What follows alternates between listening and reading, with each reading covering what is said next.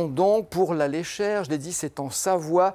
On va aller au terme de la Léchère qui sont spécialisés dans le traitement des jambes lourdes, mais pas que ça, Valérie. Et puis surtout, on l'a dit, regardez comme c'est beau.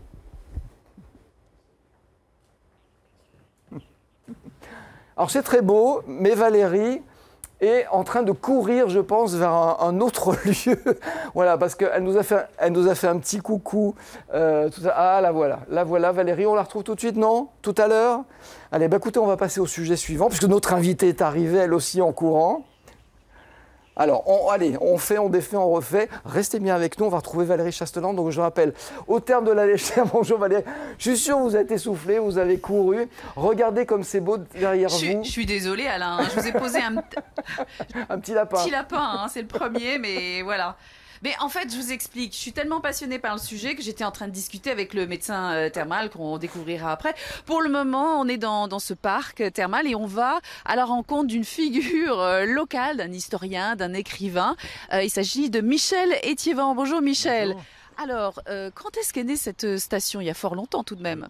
Alors l'aventure thermale de la Léchère, ça commence en mai 1859, quand tout à fait par hasard, au cœur même de l'espace où nous sommes, un paysan de Doucy, traversant les prés, assiste à quelque chose qui a dû le bouleverser. Les montagnes tremblent, le sol bouge, et sous ses pieds, le sol se dérobe, et il voit apparaître 2 lacs d'eau chaude.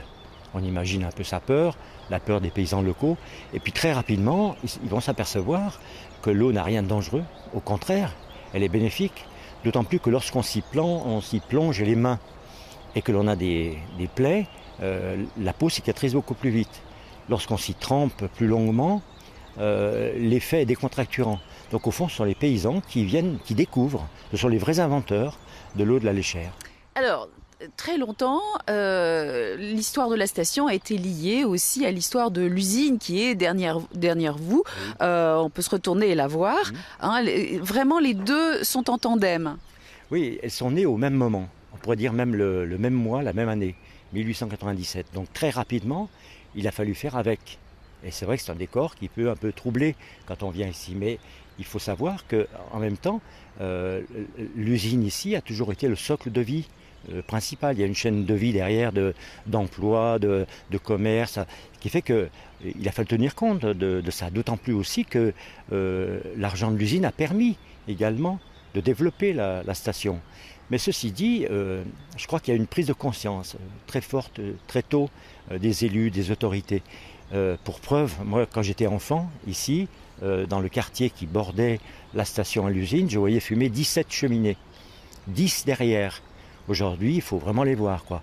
On sait par exemple qu'aujourd'hui, l'usine qui est là ne fume que 20 heures sur les 8000 heures de l'année. Donc il y a des efforts constants, il y a des capteurs, il y a des filtres, et puis il y a surtout une caméra qui est placée face à l'usine et qui nous dit les émissions de fumée.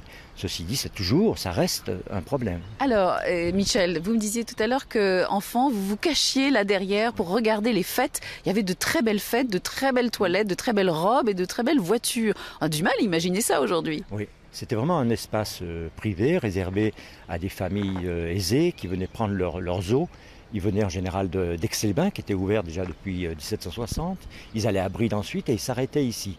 Et c'était un véritable moment de fête pour nous, parce qu'il suffisait de venir voir et écarter un peu les haies, et voir des choses qu'on ne voyait que dans le conte pour enfants. C'est-à-dire ces femmes en crinoline, ces voitures magnifiques, et des familles qui venaient d'on ne sait où, mais à côté des usines, quoi. Il y avait des princes de Belgique, des cours de Luxembourg, les grandes familles industrielles, et tout ça à quelques pas de nos cités ouvrières. Alors dans ce parc, il y a quelques panneaux, peut-être qu'on a vu, qui racontent l'histoire de ces patients célèbres. Alors, par exemple, là, je vois l'avocat de Landru. Oui, il y avait aussi beaucoup de sportifs qui sont venus ici. Je pense à Robic qui a gagné le Tour de France 47 oui. Grâce à une cure de la Léchère. Mais après, c'est venu également Marc Mercadier, Louison Bobet, et puis des écrivains célèbres. Édouard Herriot a été celui qui a inauguré la station, le deuxième. Je me trompe, Michel, on a l'impression que vous avez une vraie tendresse pour ce lieu. Ah oui, parce qu'en plus c'est un lieu de naissance, et puis c'est un lieu où on aime se calmer, se reposer. Moi je viens beaucoup ici pour m'inspirer. Alors, j'ajoute pour terminer, Alain, que Michel donne régulièrement des conférences pour expliquer aux curistes et emmener les curistes dans l'histoire de la station. Votre prochaine conférence, Michel, c'est? Donc c'est mercredi dans 3 semaines, ici même, à l'auditorium. Donc l'idée c'est à la fois de raconter l'histoire de la Savoie et d'y inclure l'histoire de la Léchère, parce qu'on ne peut pas comprendre. Merci beaucoup Michel Étiévant, historien, écrivain et mémoire de cette Savoie industrielle et thermale. À tout de suite Alain. Vous nous avez fait rêver, on a parlé d'histoire, on parle